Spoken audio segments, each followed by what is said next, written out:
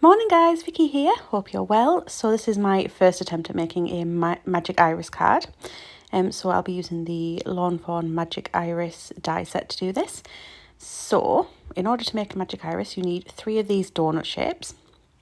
And then out of the last one, you need to cut this weird, they class it as like a flux capacitor thing. God knows where it really is, but you need to pop it in the middle and then use that to cut out the detail onto your last donut. You need 3 of these little stabilizer pieces. You need 1 of the pull tabs, 3 of the little sausages, which you can cut in whichever paper you want in your iris. And then obviously they have this little detail to go on your little pull tab as well. So bear with me while I do this, because as I say, this is my first attempt at making one of these.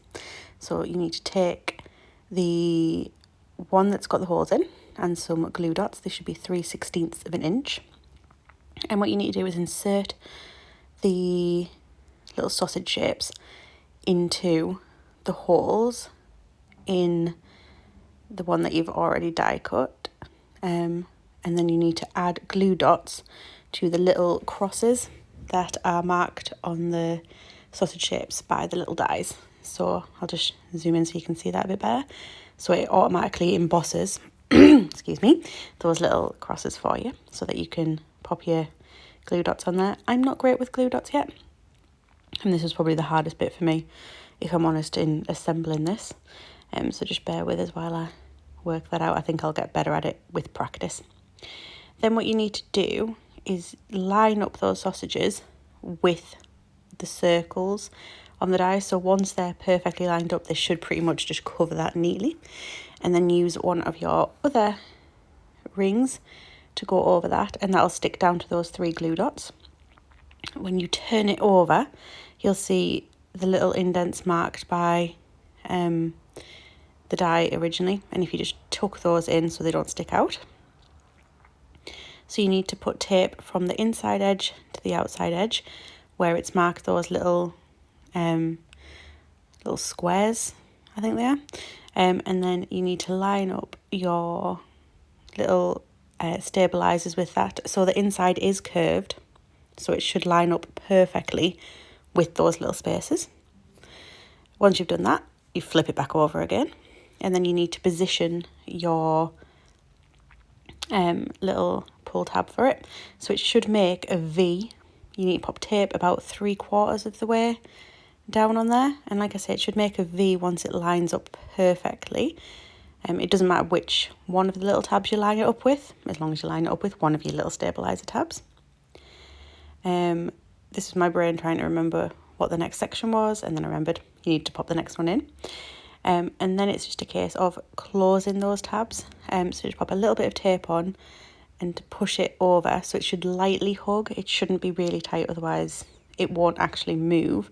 You'll see that it doesn't go all the way to that inside edge, which is correct. It shouldn't go all the way to the inside edge. I've watched enough videos by Fawn to check that out. And then it's just a case of testing those. My little iris is done. Yay! So I'm using some of my favourite things papers. I really quite like this Script one, and I've just used that to cover a 6x6 card. And then I've used this scalloped add-on for the Magic Iris to cut some out of the nice little starry snowflake paper. So this is the Cheery Christmas set, and I've just done some images out of those onto some of my cardstock, which I'm going to colour in now. I will be showing the colours on the screen just if I don't tell you them. You'll have noticed as well that I did have one of them that I already coloured in. So when you cut out the little donut shapes, it also cuts out a really nice pretty little circle, which obviously will fit perfectly inside your Magic Iris. So I just stamped that image onto there and coloured that one in off camera. But these little reindeers are just so adorable. So I decided to use my tri-blends for these again, or rather I used my tri-blend for the deers. I did move on to Copics when I decided to colour in the little presents. I only have 6 Copics, 3 reds, 3 yellows, And I do also have the colourless blender, so technically I have 7 Copics. I am slowly collecting them bit by bit, I think. So I just wanted to use those a little bit as well, just to see. That is the tan blend. So I think I used earth browns for the darker parts of the little guy's body. And then these are the tan blends for the lighter parts of his body. I just think he's really cute. I wanted to keep it quite simple, so it was more about the Magic Iris, this card. I'm just using a little bit of pink to colour inside his ears, and then I'm also going to use the pink to colour a couple of the baubles as well. And then I'm just using a grey for his hooves. I have no idea which one's the right one. The bottoms of his little feeties. So these are my Copics. So I think this is the R17, the R14, and I can't remember which one the really light one is. I'll tell you when it comes up. But it's definitely R17 and R14 for the 2 darker colours. And then the lighter one is R12. I should have known that. But it does look like it makes a huge drip down, but it does actually create a really pretty blend. I did go to put them away and then decided I was actually going to colour 2 of my presents in those colours.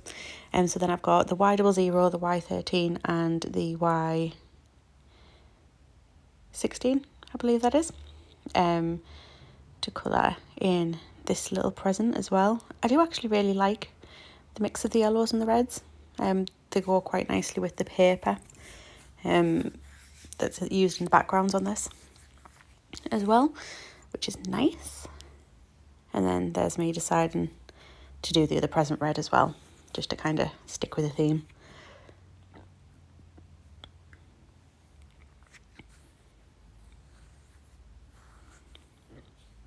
With Copics, from the videos I've been watching, I do tend to do 2 coats.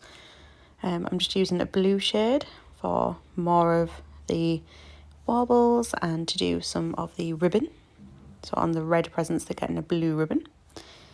And then on the yellow present and some more bauble, I decided to colour in green, which is the jade greens. The one that I tend to use alpine green for a lot of stuff, but I do really quite like the jade greens as well. And then once everything is coloured, I just need to cut them out with the corresponding dies. So bear with me while I do that. Ta-da! I love the magic of pause. So I need to pop the baubles around his antlers. I nearly put them on upside down, and then I realised that they'd be hanging upwards, which won't really work. So you will notice me stick them down pretty much wrong and then think, oh no. So yeah, if you notice they're sticking upwards, and then I'm like, oh no, they can't stick upwards, that's not going to work. So I just pop those down, and then I just move him to the side for 2 seconds. So I need to work on positioning my iris. So I know I want it in the top left hand corner. I need to have it open so that I can see through it where my little reindeer is going to be. That was me just checking that it would fit in there. So basically I've left him where I want him, and then I'm just grabbing a pen just to quickly draw a little line so I know where the top of him needs to be. And then I'm just going to pop some glue on the back of him and then line it back up with that pen. So that pen line will get covered by both him and the actual Magic Iris itself, so you won't be able to see it. I used pen because I couldn't find my pencil, if I'm honest. And then I would rub it out, but you know. So when you're sticking the iris itself down, you can only put adhesive onto those tabs, those 3 stabilizer tabs. If you put it on anywhere else, your Magic Iris won't move, so you've got to be very careful when you're popping that on. Again, I needed to have it open so that I could line it up, and that's him nicely lined up there, and that's just me checking the mechanism again, and we're fine. So you can put glue all over the top, so that's absolutely fine. Do try and keep it away from the very edges though, because what you don't want is for it to slop down the sides and get into your mechanism at all. So I just popped a bit in the middle of all 3 of those sections, and then I did put some more tape just over the stabilizer tabs on the top as well, just for a bit of extra stickiness. And And then I just needed to line that little donut shape with a nice pretty scalloped edge over the top of there. And check my mechanism again. I'm a little bit obsessed with playing with it, I'm not going to lie. And then it was just a case of working out where I wanted everything. I kind of wanted it so that the little deer was thinking, I want to get to my friend, where is he? And then he realises he's up hiding inside the magic iris. So I decided to stick him up with some foam tape.